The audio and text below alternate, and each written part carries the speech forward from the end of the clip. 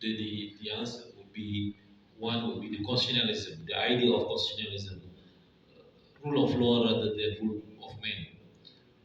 And the majority is limited by the constitution.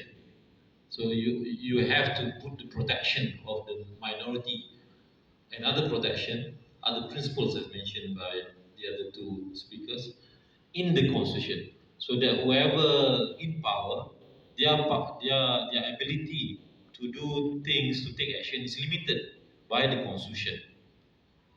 So that's constitutionalism, and then power limited by the constitution. Of course, that's assume there's such protection in the constitution.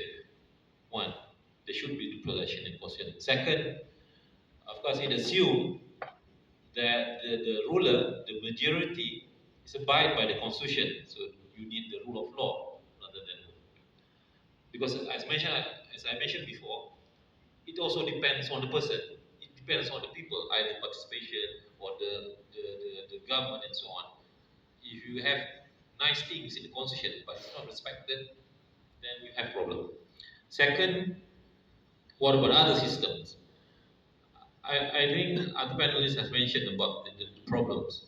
But one thing to consider when we talk about democracy is that probably we have to accept, looking at the problems all over the world, there's no one formula or one image of democracy, one system, detailed system of democracy.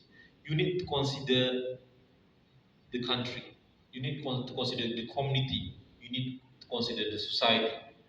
There's no one formula fits all. Therefore, there's need to have respect to the individual needs of a community, the individual needs, the indigenous requirement, the indigenous heritage of a country, in order to make sure whatever system that you apply works for that particular country. So the idea that there is one formula that fits all probably has been debunked due to the problem that you can see all over the world. Thank you. Thank you very much, Professor Farid. Professor Melinda. Okay.